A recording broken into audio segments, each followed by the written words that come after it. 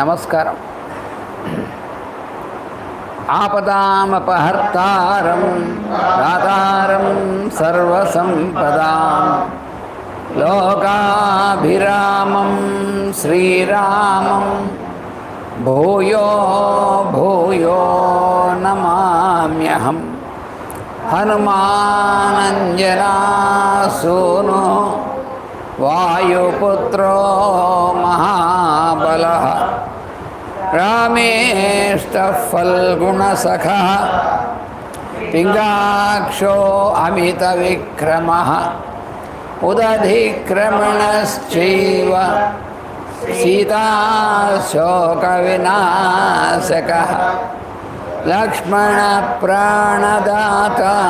చ దశగ్రీవస్య దర్పః ద్వాదశైతాని నామాని కపీంద్రస్య మహాత్మనః స్వాపకాలే పఠేన్నిత్యం యాత్రాకాలే విశేషతః తస్య మృత్యుభయం నాస్తి సర్వత్ర విజయీ భవేత్.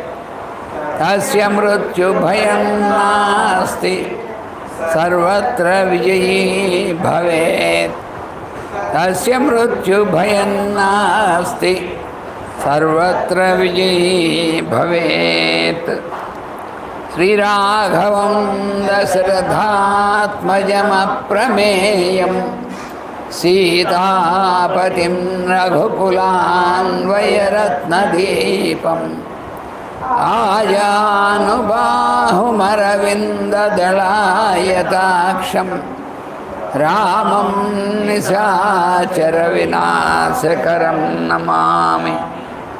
రామాయ రామభద్రాయ రామచంద్రాయ వేధసే రఘునాథాయ నాథాయ సీతాయాః పతయే నమః. నమోస్తు రామాయ సలక్ష్మణాయ దేవ్యై చ తస్యై జనకాత్మజాయై. నమోస్తు రుద్రేంద్రయమానిలేభ్యో నమోస్తు చంద్రార్కమరుద్గణేభ్యః. తదున్నసం పాండురదంతమవ్రణం శుచిస్మితం పద్మపలాసలోచనం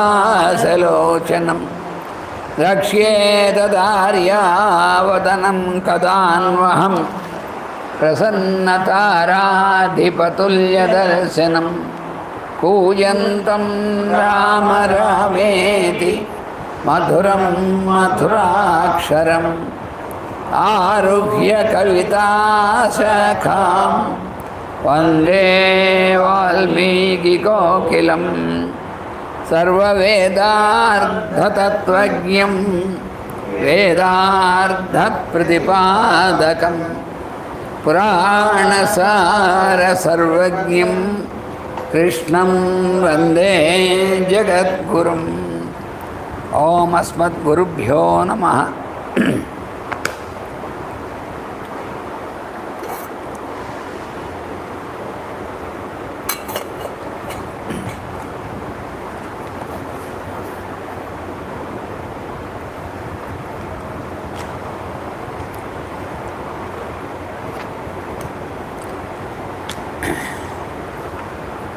ఇప్పుడు సుగ్రీవుడు వాలి యొక్క పరాక్రమాన్ని వర్ణిస్తాడు. ఎందుకంటే సుగ్రీవుడికి రాముడు యొక్క బలం పూర్తిగా తెలియదు. ఎందుకంటే ఇప్పటిదాకా చూడలేదు కదా. రాముడు మహానుభావుడు రాక్షస సంహారం చేశాడు ఇవన్నీ తెలిసినప్పటికీ వాలి యొక్క బలం చాలా ఎక్కువ. అందుకని ఆ వాలిని వధించాలంటే తగినటువంటి సామర్థ్యం బలం రాముడికి ఉందా లేదా అనేటువంటి కొంత సందేహం ఉంది సుగ్రీవుడికి.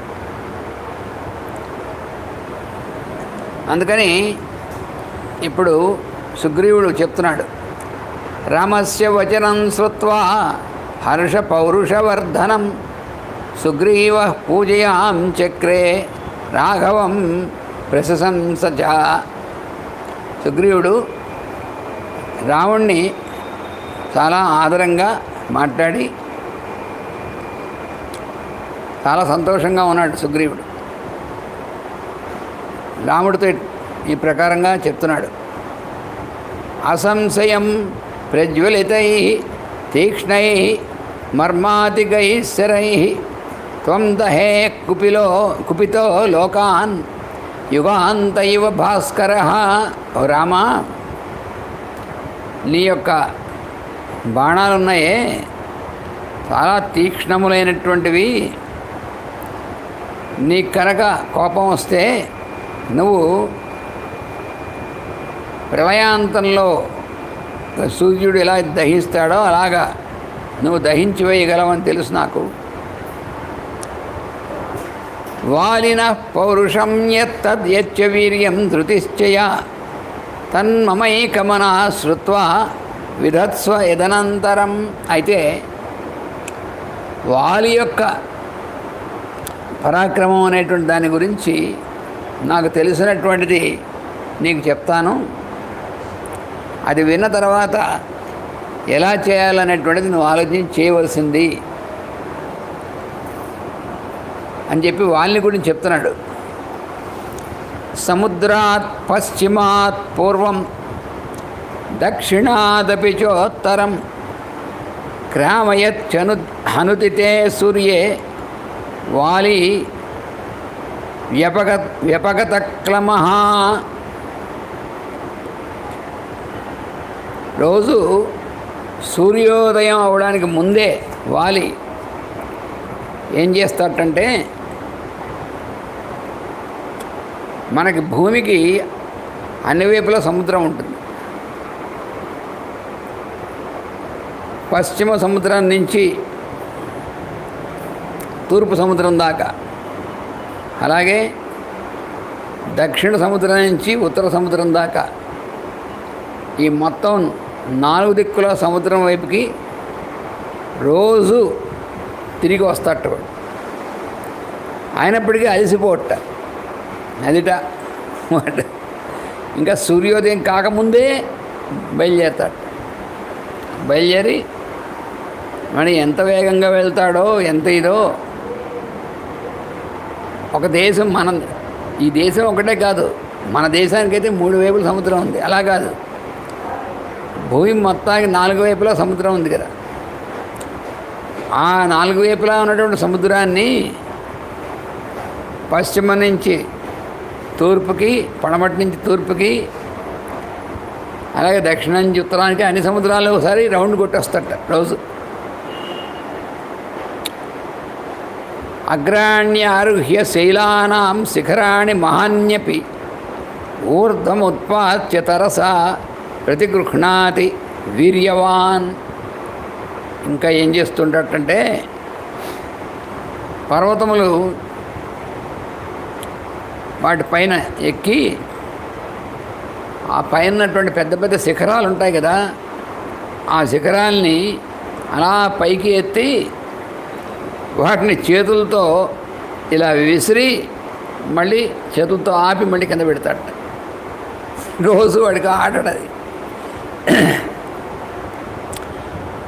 బహవః సారవంతశ్చవనేషు వివిధాద్రుమాః వాలినా తరసా భగ్న బలం ప్రథయత ఆత్మనః.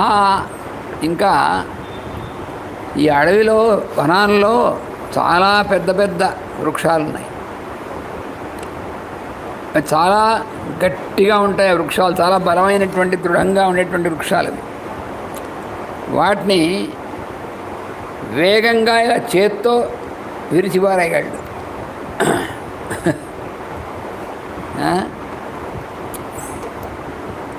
మహిషో దుందుభిర్నామ కైలాస శిఖర ప్రభ బలం నాగసహస్రస్య ధారయామాస వీర్యవాన్. దుందుభి అని ఒక రాక్షసుడు ఉండేవాడు.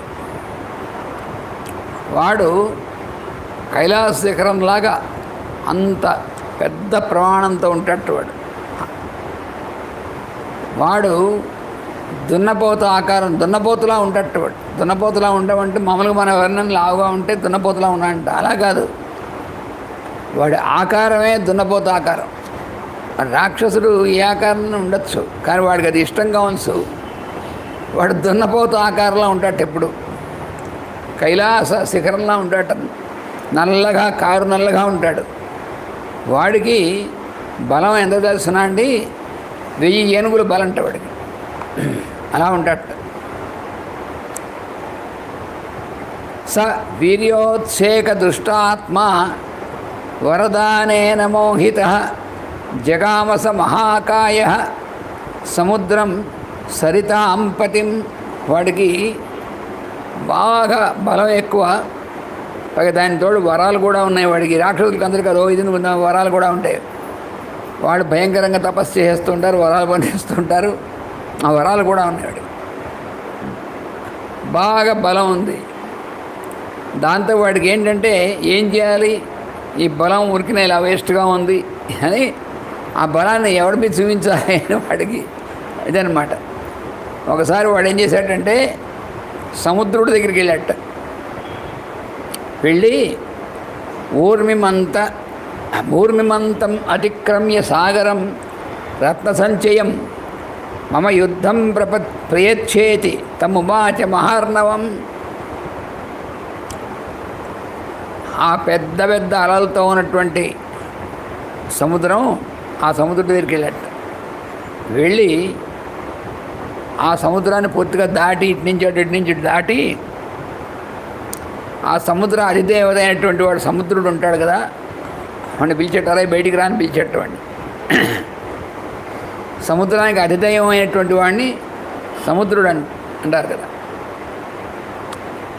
వాడిని పిలిచి నువ్వు నాతో యుద్ధానికి రావాలి. యుద్ధానికి రావడం వీడేం శత్రువా ఏమన్నా ఏమన్నా అదేం లేదు. అంటే వీడి బలం బాగా ఉంది కదా, ఆ బలాన్ని వాడు ఎలాగైనా సరే వాడు ఆ బలం చేసుకోవాలన్నమాట. అందుకని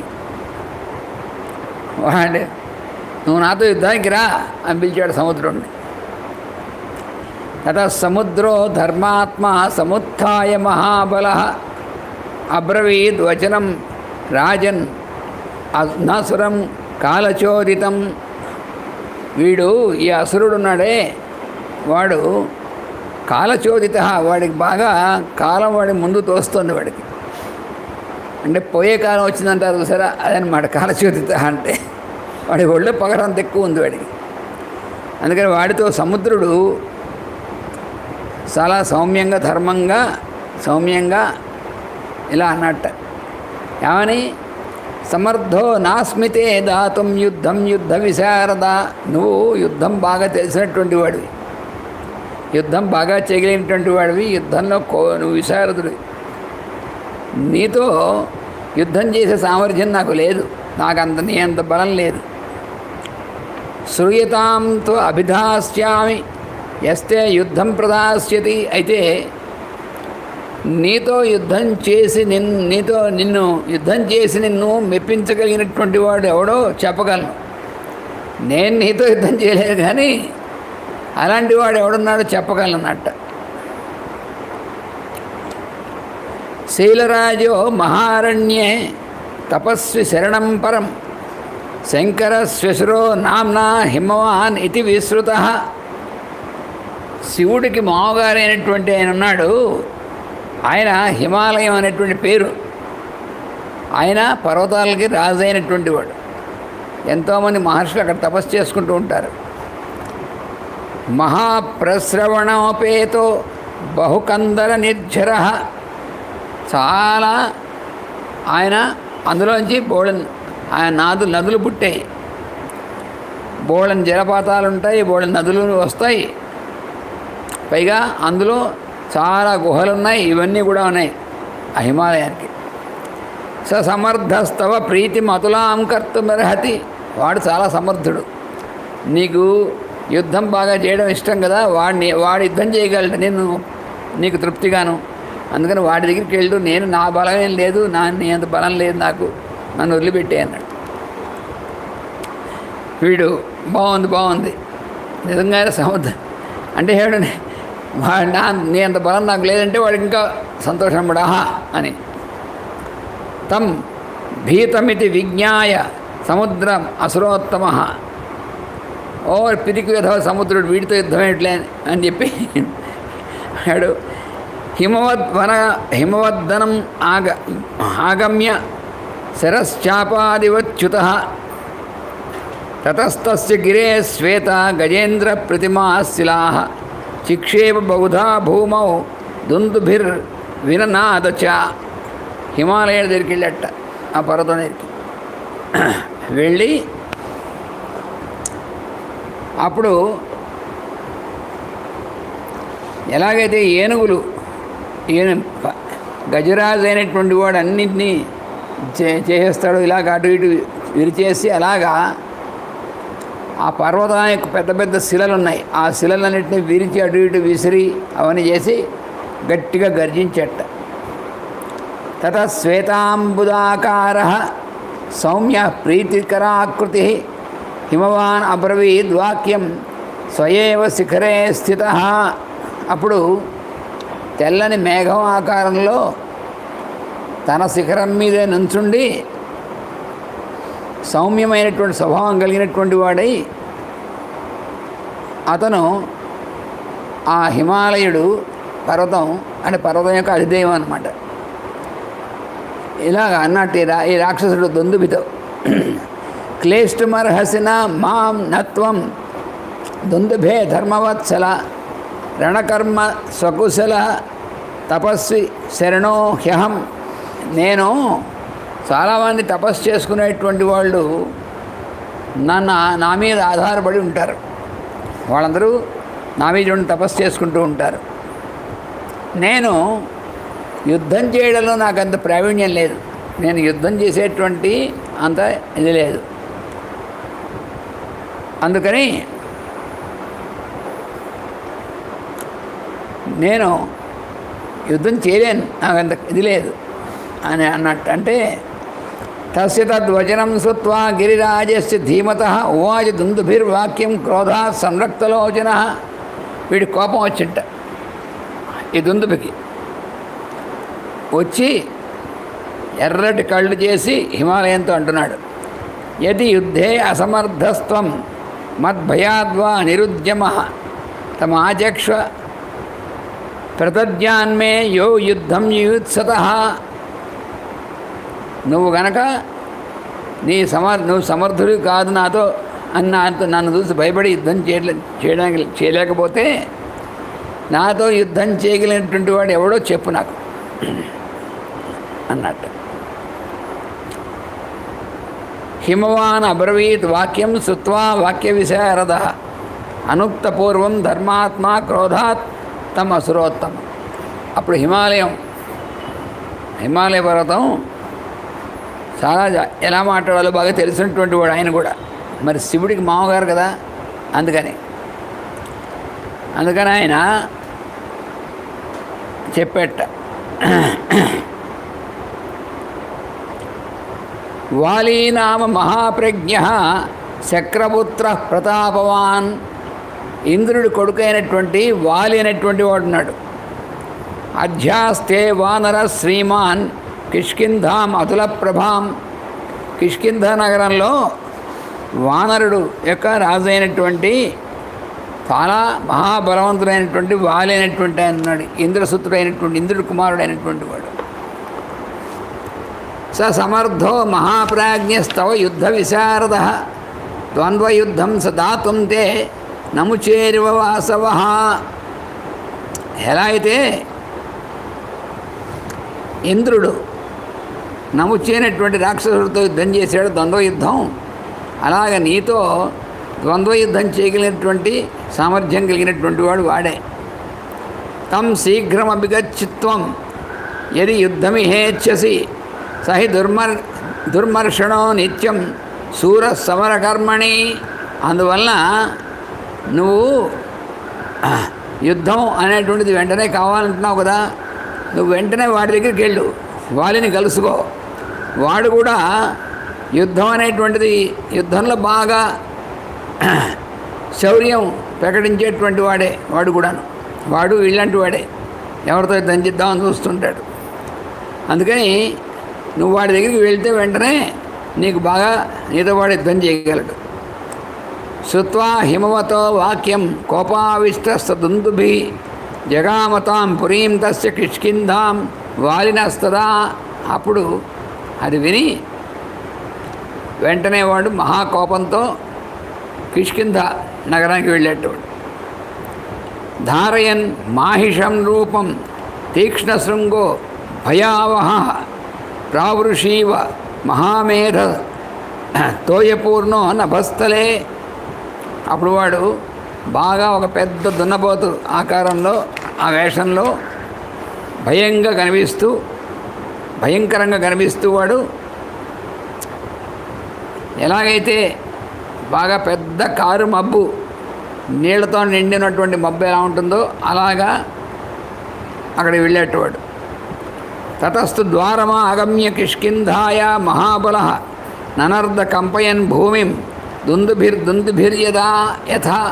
అక్కడ వెళ్ళి వాడు ఏం చేశాడు, ఆ నగరం ద్వారం దగ్గరికి వెళ్ళి అక్కడ భూమిని బాగా కాలుతో వాడు బాగా పెద్ద దున్నలా వెళ్ళాడు కదా. అందుకని ఆ దున్న ఎలా చేస్తుందో అలాగనమాట వాడు భూమిని బాగా చేస్తూ వాడు గట్టిగా భయంకరంగా గర్జిస్తూ అలా నానా ఇది చేస్తున్నాడు. సమీపజాన్ ద్రుమాన్ భంజన్ వసుధాం దారయన్ ఖురై. వాడు గిట్టలతో భూమిని లోపల ఎలా గొయ్యి చేసేస్తున్నట్టు, వాడు భూమిని గిట్టలతో గొయ్యి చేసేస్తూ అక్కడ ఉన్నటువంటి వృక్షాలన్నింటినీ విరగ్గొట్టేస్తూ విషాణేన ఉల్లిఖన్ దర్పాత్ తద్వారం ద్విరదోయథ.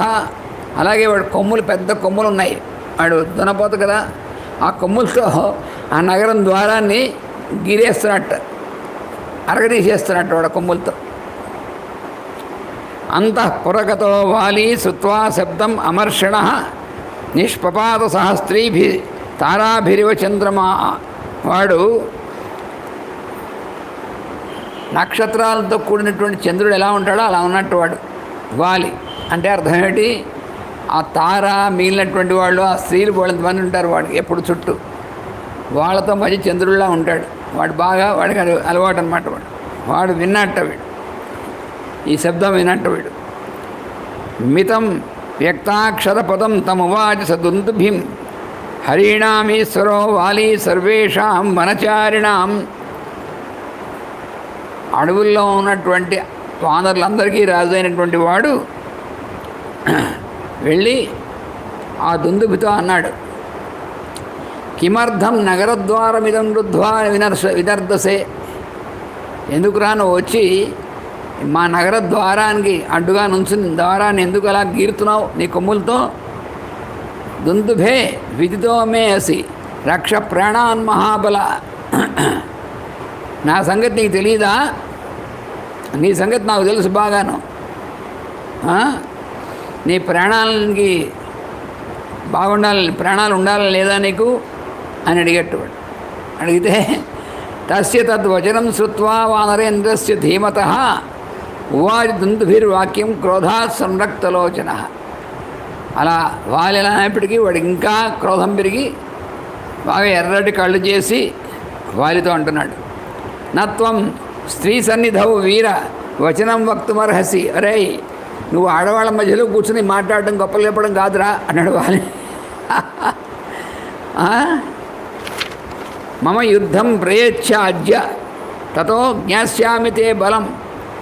నీ బలం ఏమిటో నాతో నాతో యుద్ధం చేసి చూపించి, అంతేగాని ఆడవాళ్ళ మధ్యన కూర్చుని గప్పాలు కొట్టడం కాదు, గప్పలు చెప్పుకోవడం కాదురా అంటున్నాడు వాలితో.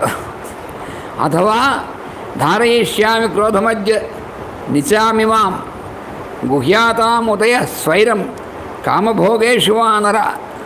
లేదా ఒక పని చెయ్యి, ఇప్పుడు రాత్రి కదా, రాత్రి ఇప్పుడేమిటి నేను ఆ స్త్రీలతో నేను దీంట్లో ఉన్నాను కదా అని అంటావా? పోనీ నేను నా కోపాన్ని పొద్దున్న దాకా ఆపుతా. సరే, నువ్వు నీ కామభోగాలు అవన్నీ కూడా రాత్రంతా నువ్వు కానిచ్చి పొద్దున్నరా, అప్పుడు చూస్తాను నీ సంగతి. దీతాం సంప్రదానం చ పరిష్వజ్యతి వానరాన్ సర్వశాఖామృగేంద్రస్త్వం సంసాదయ సూరుజ్జనం. ఓ పని చెయ్యి, నువ్వు పొద్దున అయిన తర్వాత మీ వాళ్ళందరూ ఉన్నారు కదా, ఇంకా వాళ్ళు చివరిసారిగా వాళ్ళందరూ నీకు మళ్ళీ నా దగ్గరికి వచ్చాక నువ్వు ఉండవు. అందుకని చివరిసారిగా వాళ్ళందరినీ కుశలం కనుక్కో.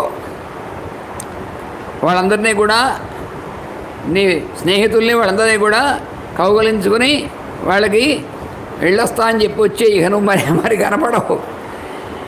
సుదృష్టాం కురు కిష్కింధాం కురుష్వా సమరంపురే.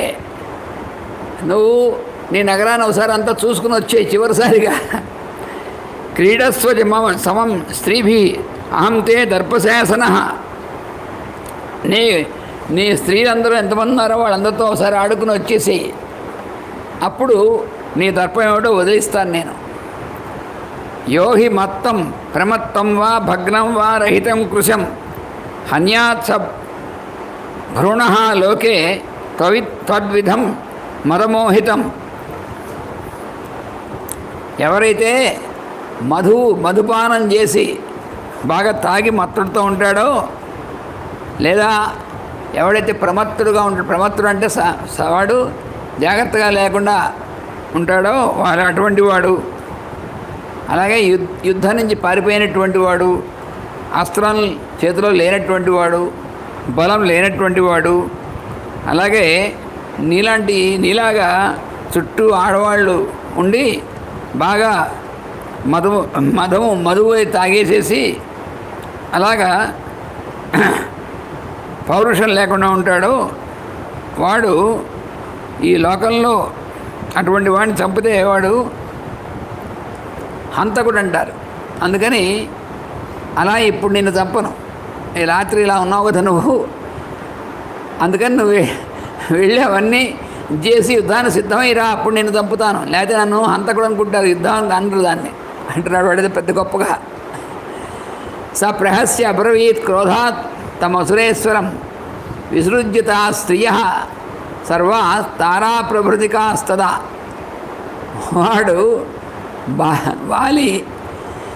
వాడు నవ్వాడు, ఓరి సన్నాసి నువ్వురా నా చెప్పేది అని. ఆ స్త్రీలందరినీ మీరు దూరంగా ఉండండి, నేను వాడి సంగతి చూస్తాను, ఇక్కడే ఉండి చూస్తూ ఉండండి, మీరు దూరంగా ఉండండి అని చెప్పి వాడితో అన్నాడు. మత్తోయమితి మాం మన్స్థా యద్యభీతోసి సంయుగే మదోయం సంప్రహారే అస్మిన్ వీరపానం సమర్థ్యతాం. నువ్వు యుద్ధం చేయడానికి భయం లేకుండా నుంచున్నట్టయితే తెలుసుకో, నేను ఆ మధు అనేటువంటిది తాగి దానివల్ల నేను మత్తెక్కింది అనుకుంటున్నావు కదా, నేను తాగినటువంటి ఆ పానీయం అనేటువంటిది యుద్ధం చేసేప్పుడు ఇంకా ఉత్సాహం పెంచేటువంటిదే. వీరులైనటువంటి వాళ్ళు దాన్ని సేవిస్తారు, అటువంటిదే, ఔషధం లాంటిది. పిచ్చి వెధవా, అది నేను తాగేదో మత్తెక్కున్నా అనుకుంటున్నావు, నేను సిద్ధంగా ఉన్నాను నేను ఒకటి ఇప్పుడాకే చెప్పాడు. తమేవ ముక్త్వా సంక్రుద్ధో మాలాం ఉక్షిప్య కాంచనీం పిత్రాదత్తం మహేంద్రేణ యుద్ధాయ వ్యవతిష్ఠత. అలా అని వాడితో వాలి తన తండ్రి అంటే తన్ని ఆశీర్వదించినటువంటి వాడు ఇంద్రపుత్రుడు కదా వాడు. వీళ్ళందరూ కూడా దేవతాంశంలో వచ్చారు కదా. అందుకని ఆ ఇంద్రపుత్రుడు, ఆ ఇంద్రుడు ఇచ్చినటువంటి ఒక కాంచన మాల ఉంది, అంటే సువర్ణమయంతో కూడినటువంటి మాల ఉంది ఆ ఇంద్రుడు ఇచ్చినటువంటిది. అది కనుక మెళ్ళో వేసుకుంటే ఇంక అవతల వాడు వీడిని జయించలేడు. అటువంటి మహిమ కలిగినటువంటిది అది మెళ్ళో వేసుకుని ఇప్పుడు రారాని సంగతి చూస్తాను బయలుదేరాడు వాడు. మీకు దుందుభిమికి విషాణయోర్గృహీత్వా తం దుందుభిం గిరిసన్నిభం ఆవిధ్యత తథా వాలి వాలి వినదన్ కపికుంజర. అప్పుడు వాడి మీదకి వెళ్ళి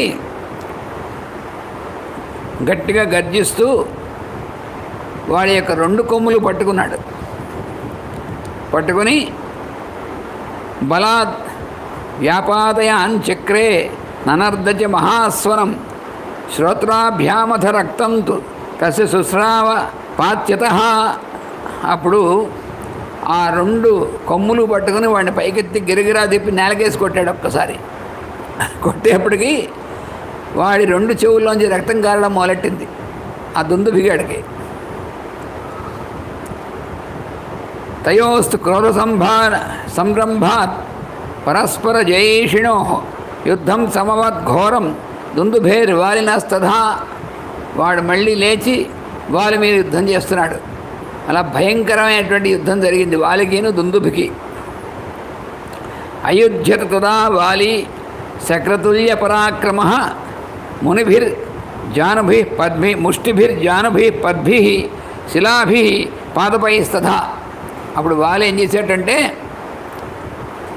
తన యొక్క పిడికిళ్ళతోనూ ముష్టిభి అంటే జానుభి తర్వాత తన మోకాళ్ళతోనూ పద్భి పాదాలతోనూ వాడిని తన్ని వాడిని కుమ్మి తర్వాత శిలలు ఉంటాయి కదా పర్వతాలవన్నీను ఆ శిలలు తీసుకొచ్చి వాటితోనూ పాదపై అంటే పెద్ద పెద్ద వృక్షాలతోనూ ఎలా వీలుంటే అలా వాడిని పచ్చడి చేసేట్టు కొట్టడం మొదలెట్టాడు వాలి.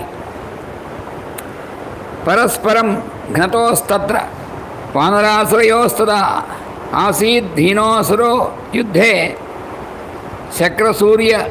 శక్రసూర్ వ్యవర్ధత. అలా భయంకరమైనటువంటి యుద్ధం చేశారు వాళ్ళిద్దరు. అప్పుడు క్రమంగా దుందుభి బలమేమో తగ్గిపోయింది, వాలి బలం పెరిగింది. అలా అయింది వాడితో. తంతు దుందుభి మధ్యమ్య ధరణ్యాం అభ్యపాతయత్ యుద్ధే ప్రాణహరే తస్మిన్ నిష్పిష్టో దుందుభిస్తదా. అప్పుడు వాళ్ళు ఏం చేసేటంటే ఇంకా దుందుభిని వాడిని పూర్తిగా శరీరం అనేటువంటిది చితక బాధేసాడనమాట. వాడిని వేసి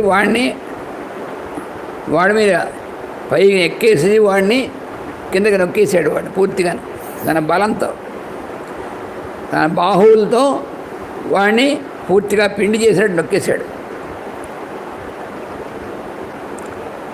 శ్రోతోభ్యో బహురక్తం తస్య శుశ్రావపాచ్యత పపాతజ మహాబాహుక్షితౌ పంచత్తుమాగత. ఆ దెబ్బకి వాడికి నవద్వారాల నుంచి రక్తం పూర్తిగా బయటికి చిమ్మేసింది. దుందుబిగాడికి చిమ్మేసి కింద పడిపోయాడు, చచ్చిపోయాడు వాడు ఆ దెబ్బతో దుందుబిగాస్త. తం తోలయిత్వా బాహుభ్యాం గతసత్వం అచేతనం చిక్షేప వేగవాన్ బాలి వేగేనైకేన యోజనం. ఆ తర్వాత వాడి శరీరాన్ని పైకెత్తాడు. ఎత్తి ఒక్కసారి గిరిగిరా తెప్పి 1 యోజనం దూరం విసిరేసాడు. అంతే. వాడు విసిరేస్తే యోజనం దూరం వెళ్ళిపడింది వాడి శరీరం కాస్త దుందుబిగాడి శరీరం. తస్య వేగ ప్రవిద్ధస్య వక్త్రాత్ క్షతజవిందవ ప్రపేతుర్ మారుతోక్షిప్తా మతంగస్య ఆశ్రమం ప్రతి. వాడలా విసిరేపటికి వాడి శరీరం ఆ యోజనం దూరం వెళ్తుండగా వాడి శరీరం నుంచి రక్తం అలా కారుతూనే వెళ్ళింది. ఈ లోపల ఏమైంది, మతంగ మహర్షి ఆశ్రమం పైనుంచి వెళ్ళింది వాడి శరీరం. దాంతో ఆ రక్తం మతంగ మహర్షి ఆశ్రమం పడింది అనమాట.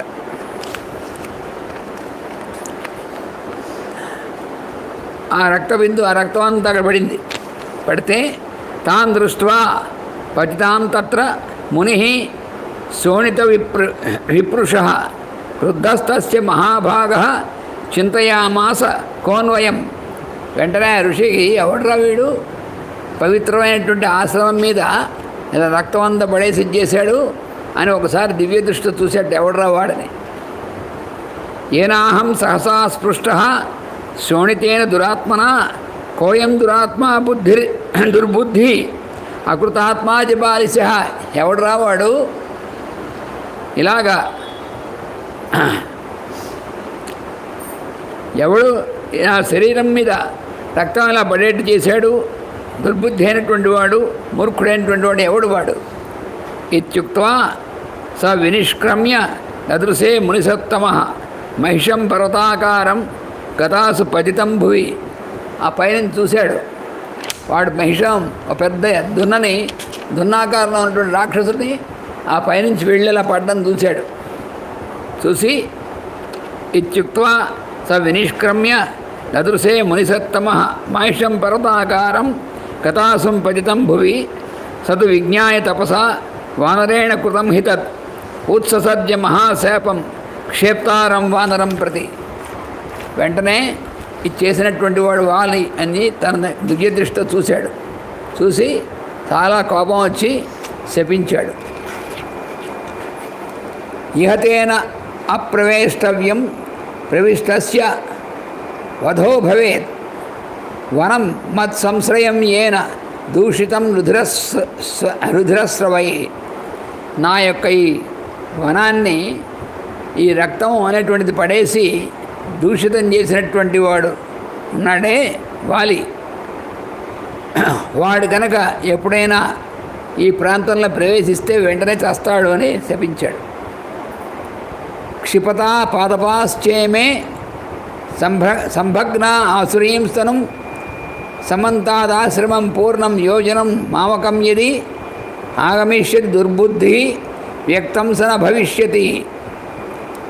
ఈ శరీరాన్ని, రాక్షసుల శరీరాన్ని ఇటు పక్కకి విసరడం వల్ల ఈ ఆశ్రమంలో ఉన్నటువంటి వృక్షాలవన్నీ కూడా దెబ్బతిన్నాయి. అందుకని ఈ ఆశ్రమం వైపు 4 వైపులా కూడా ఒక యోజనం ప్రాంతం వరకు కూడా వాడు కనుక ఇందులో అడుగు పెట్టాడా వాడు వెంటనే ప్రాణాలు పోతాయి. ఏచ అస్య సజీవా కేచిత్ సంశ్రిత మామకం వనం నచ తైరిహ వస్తవ్యం శ్రుత్వా యాంతు యథా సుఖం తేపి వా యది తిష్టంతి శపిష్యే తానపి ధ్రువం. ఆ వాలికి సంబంధించినటువంటి సచివులు, మంత్రులు కానీ వాడి అనుచరులు కానీ ఎవరైనా సరే ఈ వనంలో కనుకుంటే ఇక్కడి నుంచి వెంటనే వెళ్ళిపోవలసింది వాళ్ళు సుఖంగా జీవించదలుచుకుంటే, లేదా వాళ్ళని కూడా శపిస్తాను. వనేస్మిన్ మామకే నిత్యం పుత్రవత్ పరిరక్షితే పత్రాంకుర వినాశాయ ఫలమూలా అభవాయ చ. నేను నా పుత్రుడిలాగా ఈ వనాన్ని ఎంతో ప్రేమగా పెంచాను, ఇక్కడ చాలా రక్షిస్తూ ఉన్నాను. అలాంటి దాంట్లో మీరు ఇక్కడ ఉండి దీంట్లో ఫలమూలాలన్నీ కూడా తినేసి లేకుండా చేస్తున్నారు ఇక్కడ. అయినప్పటికీ ఊరుకున్నాడు ఇన్నాళ్ళు. దివసశ్చాద్య మర్యాదాయం ద్రష్టా స్వాస్మి వానరాత్ బహువర్ష సహస్రాణి సవై శైలో భవిష్యతి.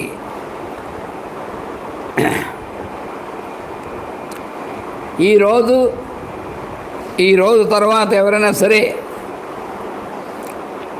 ఈ వానరులు వారికి సంబంధించినటువంటి వాళ్ళు నా దృష్టిలో పడితే ఇక్కడికి వచ్చి వాళ్ళు 1000 సంవత్సరాల పాటు శిలలై పడిందురుగాక అని చెప్పించాడు. అంటే ఇక్కడ అడుగు పెట్టారా శిలలైపోయి 1000 సంవత్సరాలు అలాగే పడి ఉంటారు, జాగ్రత్త అని చెప్పాడు. తతస్థే వానరా శ్రుత్వా గిరం మునిసమీరితం నిశ్చక్రముర్వనాత్ తస్మాత్ తాన్ దృష్ట్వా వాలిరబ్రవీత్.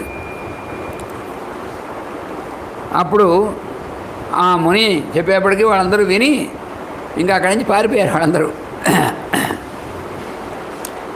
వానరులు ఎవరు కూడా అక్కడికి రావడానికి భయపడి పారిపోయారు. వెళ్ళి వాళ్ళు వాలికి చెప్పారు.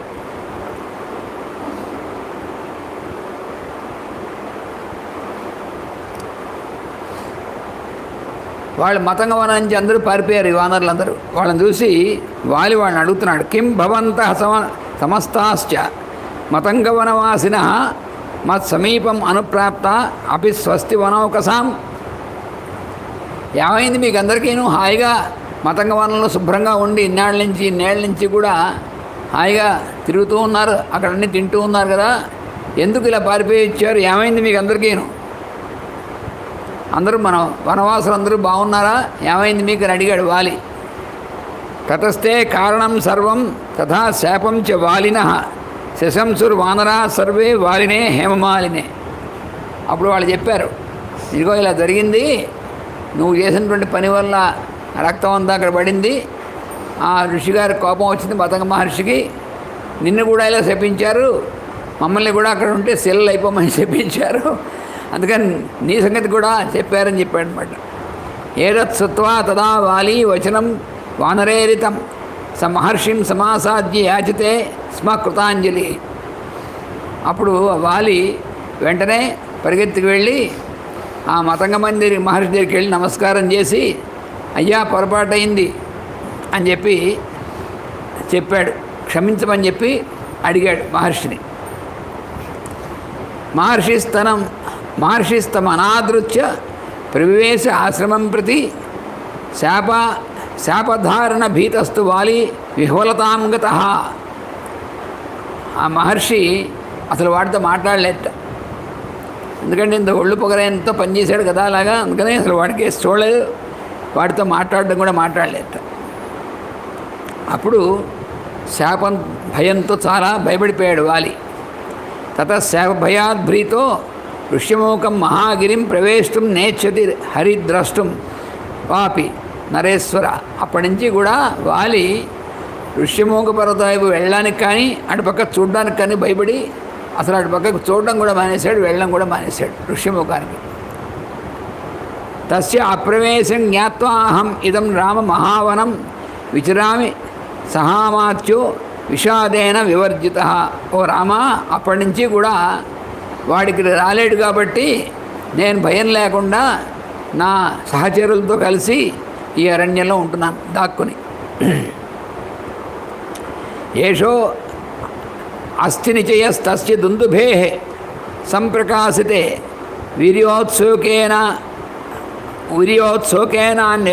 నిరస్తస్య గిరికూట నిభో మహాన్. ఇక్కడ ఎముకల యొక్క పెద్ద పర్వత శిఖరంలాగా ఎముకల గుట్ట ఉంది చూసావా రామా, ఈ గుట్ట ఆ దుందుభి యొక్క శరీరంలోంచి బయటికి పడినటువంటి ఎముకలన్నీ గుట్ట అన్నమాట. ఇక్కడ ఇది ఒక కొండలా ఉందిట ఆ మొత్తం ఎముకల గుట్టంతా కూడా. ఇమేచ విపులాసాలా సప్తశాఖావలంబిన ఎత్రైకం ఘటతే వాలి నిష్పత్రయితు మోజస. అలాగే ఈ పక్కన 7 మహావృక్షాలు ఉన్నాయి, సాల వృక్షాలు. వాటిని చాలాసార్లు వాలి వాటి యొక్క ఒక్కొక్క చెట్టుని ఇలా ఊపేస్తూ ఉండేవాట. వాడు కాసేపు ఆ చెట్టును అటు ఇటు ఊపి వదిలేవట. ఏతదస్య సమం వీర్యం ఏతదస్య అసమం వీర్యం మయా రామ ప్రకాశితం కథంతం వాలినం హంతం సమరే శిక్షసే నృప. ఇది రామా వాలి యొక్క బలం ఏ పాటిదో నీకు వివరంగా చెప్పాను. మరి నువ్వు ఇప్పుడు ఆలోచించు, వాలిని నువ్వు ఎలా చంపగలవో నువ్వు ఆలోచించు. మరి వాడి బలం ఇలా ఉంది. తథా బ్రువాణం సుగ్రీవం సహసాన్ లక్ష్మణోబ్రవీత్ కస్మిన్ కర్మణి నివృత్తే శ్రద్ధయా వాలినోవధం. అప్పుడు రాముడు నవ్వు వచ్చింది రాముడికి. వచ్చి అయితే లక్ష్మణుడితో అన్నట్ట,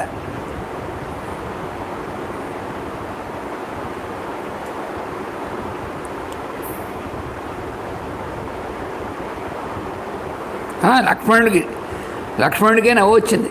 లక్ష్మణుడికి రాముడితో వాడు అన్నప్పటికీ లక్ష్మణుడికి నవ్వు వచ్చిందనమాట.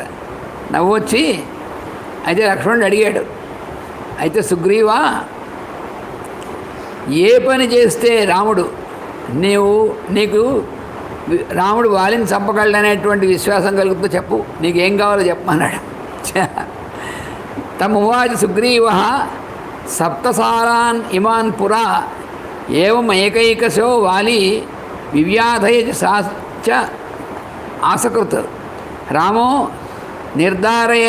నిర్ధారయేదేషాం బాణేన ఏకైన చ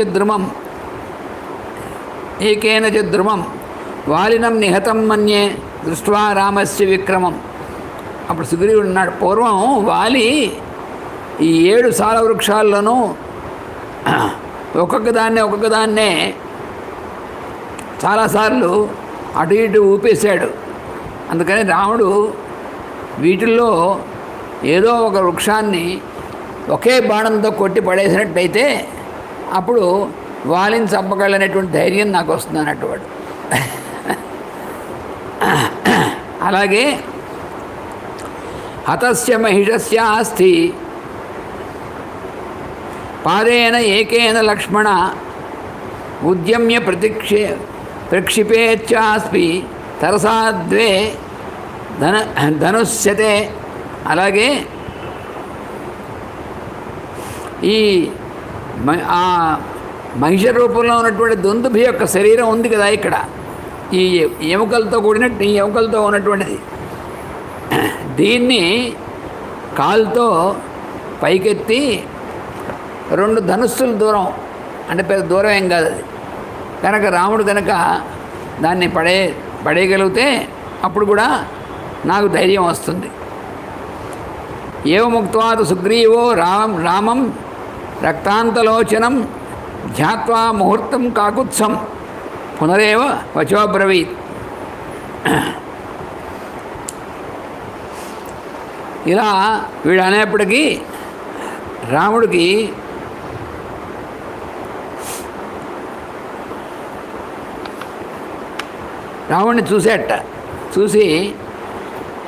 చూస్తే రాముడి కళ్ళు కొంచెం ఎర్రబడ్డాయి, కొంచెం కోపం వచ్చింది అన్నట్టుగా ఉన్నాయన్నమాట. ఉంటే అప్పుడు కొంచెం ఆలోచించట్టు వీడు, ఆలోచించి మళ్ళీ రాముడితో అంటున్నాడు, శూరశ్చ శూరమానీచ ప్రఖ్యాత బలపౌరుష బలవాన్ వానరో వాలి సంయుగేషు అపరాజిత దృశ్యంతే చ అస్య కర్మణి దుష్కరాణి సురైరపి యాని సంచించ భీతోహం ఋష్యమూకముపాసిత. ఓ రామా, వాలి తాను చాలా శౌర్యం కలిగినటువంటి వాడు. తన శౌర్యాన్ని గురించి వారికి బాగా అభిమానం కూడా, తన బలం గురించి వారికి బాగా ఇది ఎక్కువ అనమాట, చాలా బలం గలవాడిని. అలాగే వాడు ఏ యుద్ధంలో కూడా ఎప్పుడూ ఓడిపోలేదు, ఎంతటి బలవంతుడితో కూడా ఓడిపోలేవాడు. దృశ్యంతే అస్య కర్మాణి దుష్కరాణి సురైరపి, వీడు చేసినటువంటి పనులున్నాయే అవి దేవతలు కూడా చేయలేరు, అంత భయంకరమైన పనులు చేశాడు వీడు. బలవాన్ వానరో వాలి యాని సంచించ భీతోహం, ఇవన్నీ కూడా ఆలోచిస్తే నాకు భయం వేసి నేను ఈ ఋషిముఖ పర్వతం మీకు వచ్చి ఉన్నాను, లేకపోతే నన్ను చంపేస్తాడు వాడు. తం అజయం అదృశ్యం చ వానరేంద్రం అమర్షణం విచింతయన్ అముం చాపి ఋష్యమూకం అముం త్వహం. వాడిని గెలవడం అనేటువంటిది ఎవరికి కూడా సాధ్యం కాదు. అందువలన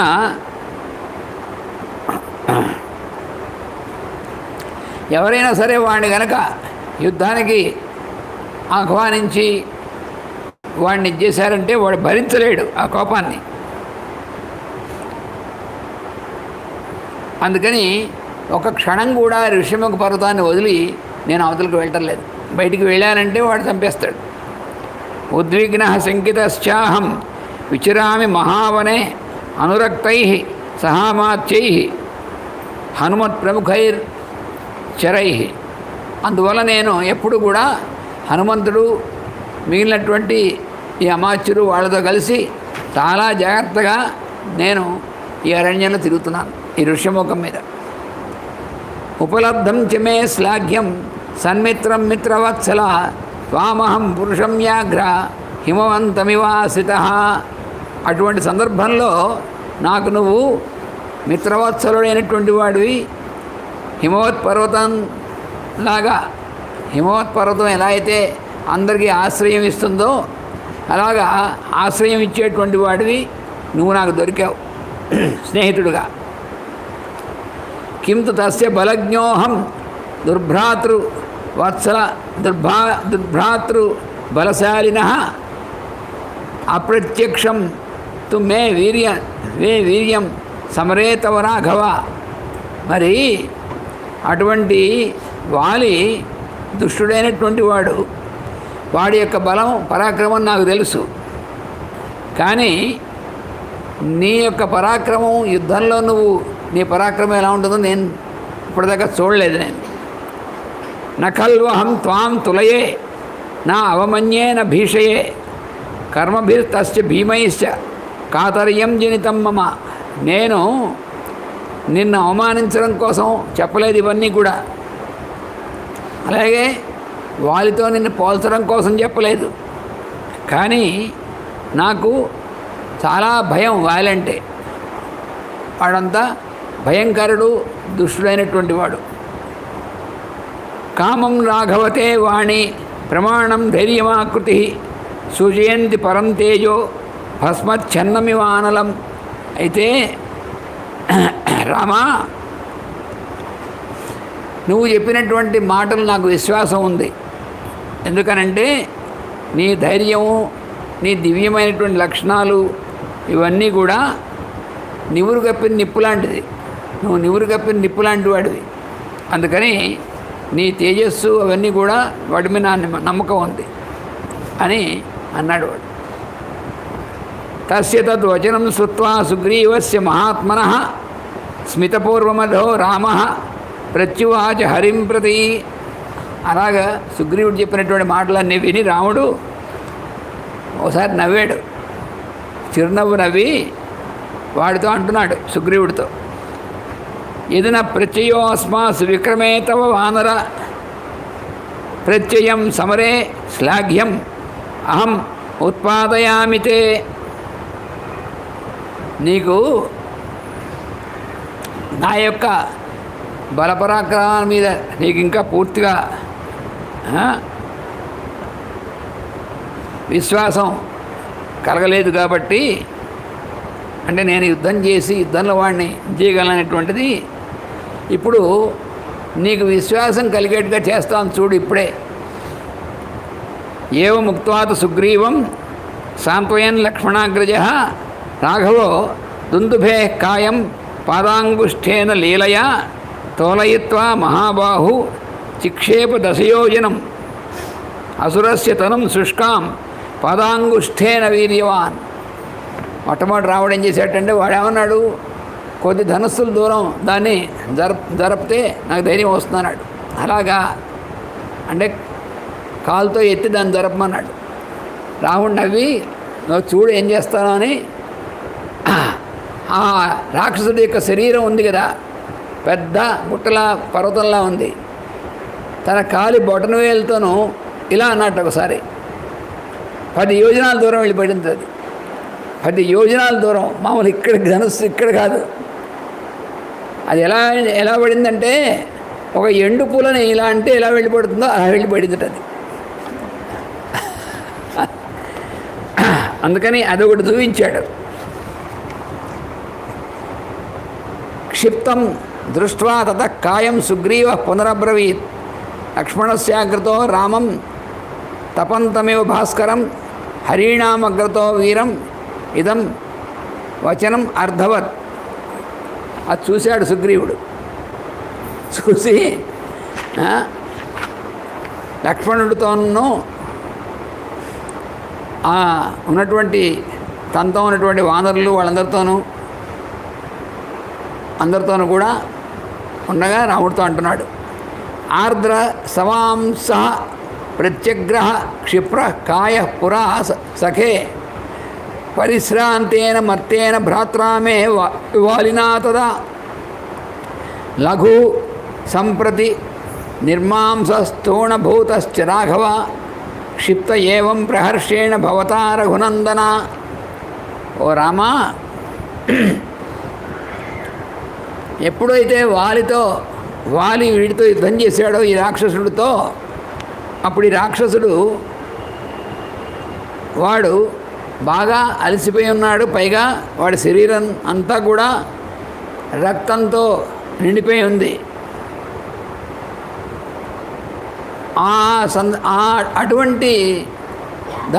అటువంటి సందర్భంలో వాలి వాడిని ఒక యోజనం దూరం పడేట్టుగా విసిరాడు పూర్వం. కానీ ఇప్పుడు మాంసం అంతా క్షీణించిపోయింది కదా, ఆ శరీరంలో మాంసం అంతా క్షీణించిపోయింది, ఉట్టి ఎముకలే అక్కడ పడి ఉన్నాయి పుట్టగా. దాన్ని అది ఇప్పుడు చాలా తేలికైపోయింది కదా, మరి ఆ బరువం తగ్గిపోయి దాన్ని ఉత్సాహంతో నువ్వు ఆ విధంగా విసిరావు. నాత్ర శక్యం బలం జ్ఞాతం తవ వాతస్య బాధికం వా అధికం ఆర్ద్రం శుష్కమితి హేతద్ సుమహత్ రాఘవాంతరం. అందువల్ల రామా, ఈ వాడి యొక్క శరీరాన్ని నువ్వు ఇప్పుడు విసిరావు కదా, దీంట్లో ఇది శుష్కమైనటువంటిది, చాలా తేలికమైనటువంటిది అయిపోయినటువంటి శరీరాన్ని ఇప్పుడు విసిరావు కదా, అందువలన ఇది దీంతో పూర్తిగా నీ బలం తెలియడం అనేటువంటిది కొంచెం కష్టం అన్నాడు వాడు. అంటే అప్పుడు వాలి విసిరినప్పుడు వాడు అప్పుడే తెచ్చాడు. వాడు ఇంకా వాడి ఒంట్లో మాంసం, వాడి ఒంట్లో ఉన్నటువంటిది అంతా కూడా బరువు అంతా ఉంది. మధ్యలో చాలా కాలం అయిపోయింది కదా, వాడి శరీరంలో ఉన్నటువంటి మాంసం అంతా కూడా హరించిపోయింది, ఎండిపోయి ఉంది అది. అందుకని ఆ ఎండిపోయినటువంటి ఎముకల లాంటి దాన్ని నువ్వు విసిరావు. అది కూడా బాగానే ఉంది, చాలా దూరం విసిరావు. కానీ అయినప్పటికీ ఏమంటున్నాడంటే, సయేవ సంశయస్తాత తవ తస్య యద్బలం సాలమేకం వినిర్భిత్య భవేత్ వ్యక్తిర్ బలాబలే. అందువలన ఆ కొంచెం సంశయం అనేటువంటిది పూర్తిగా ఇంకా పోలేదు. ఒక్క బాణంతో ఈ 7 చెట్లలో ఒక్క చెట్టు కన్నా నువ్వు పడగొడితే ఇంకా నాకు సంశయం ఉండదు అన్నాడు. కృత్వైతత్ కార్ముకం సద్యం హస్తిహస్తమివ ఆతతం ఆకర్ణపూర్ణమాయమ్య విసృజస్వ మహాశరం. అందుకని రామ, నీ ధనుస్సు ఎక్కుబెట్టి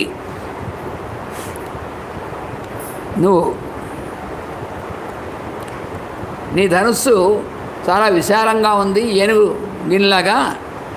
దీన్ని నువ్వు ఆ అల్లితాడు వేసేసి బాగా లాగి బాణం వదిలితే తప్పకుండా ఆ చెట్టు పడుతుందని నేను అనుకుంటున్నాను, ఒకసారి ఇలా చేయమని చెప్పాడు. ఇమం హి సారం ప్రిహితస్త్వయా శరో న సంశయో అత్రాస్తి విదారేష్యతి అలం విమర్శేన మమ ప్రియం ధ్రువం కురుష్వరాజన్ ప్రతిశాపితో మయా. అందుకని ఓ రామా, నువ్వు గనక ఈ బాణాన్నితో వదిలితే తప్పకుండా ఒక చెట్టు తప్పకుండా పడిపోతుంది, దాంతో నాకు ఆ సందేహం కూడా పోతుంది, అలా చేయవలసింది అన్నాడు. యథాహి తేజస్సు వర సదారవిర్యథాహి శీలో హిమవాన్ మహాద్రిషు యథా చతుష్పాసు స కేసరి వరస్తథా నరాణామసి విక్రమే వరః. ఎలాగైతే తేజస్వంతులైనటువంటి వాళ్ళందరిలోకి సూర్యుడు శ్రేష్ఠుడో, ఎలాగైతే పర్వతాలన్నింటిలోకి హిమవత్ పర్వతం ఎలా అయితే శ్రేష్ఠుడో, అలాగే ఎలా అయితే 4 కాళ్ళ జంతువుల్లో సింహం శ్రేష్టమైందో, అలాగే పరాక్రమ విషయంలో నువ్వు శ్రేష్ఠుడివి, దాంట్లో సందేహం లేదు అని అన్నాడు సుగ్రీవుడు. వేస్తే అప్పుడు ఏతచ్చ వచనం శ్రుత్వా సుగ్రీవస్య సుభాషితం ప్రత్యయార్థం మహాతేజ రామో జగ్రాహ కార్ముకం. సరే, సుగ్రీవుడికి సందేహం పోగొట్టడం కోసం రాముడు తన ధనుస్సుని తీసి సగృహీత్వా ధనుర్ఘోరం శరమేకం చిన్మానద సాలముద్దిశ్య చిక్షేప పూరయంస రవైర్దిశ. ఆ బాణం తీసి ధనుస్సుని పెట్టి ఎక్కుపెట్టి పూర్తిగా చెవుదాకా లాగి వదిలాడు ఆ బాణాన్ని. ఆ బాణం మంచి వేగంతో పెద్ద శబ్దం చేసుకుంటూ దూసుకెళ్ళిపోయింది. వెళ్ళిపోయి స విసృష్టో బలవతా బాణ స్వర్ణ పరిష్కృత భిత్వా సాలాన్ గిరిప్రస్థం సప్తభూమిం వివేశ. ఆ బాణం కాస్త ఏం చేసిందంటే, వీడు ఒక చెట్టును పడగొట్టమని అడిగాడు కదా నువ్వు, ఒక బాణంతో ఒక చెట్టును పడగొడితే నాకు ధైర్యం వస్తుంది అన్నాడు కదా. ఆ బాణం వెళ్ళి 7 తాడి చెట్లని చెక్కేసింది మొత్తం. అది తాడి చెట్లు కూడా కావు, సాల వృక్షాలు చాలా పెద్దవి, చాలా బలంగా ఉంటాయి, చాలా బలంగా నాటుకుని ఉంటాయి. వాటిని పడగొట్టడం అంత సులువైనటువంటి పని కాదు. వీడేమన్నాడంటే, ఒక్క బాణంతో ఒక చెట్టు పడగొడితే నాకు సందేహం పోతుందన్నాడు. రాముడు ఒక్క బాణం వదిలాడు. ఆ ఒక్క బాణంతో 7 చెట్లు తరుక్కెళ్ళిపోయాయి. మొత్తం వెళ్ళిపోయి ఆ బాణం అందరితో ఆగలేదు, వెళ్ళి లోపలే పాతాళం దాకా వెళ్ళిపోయింది.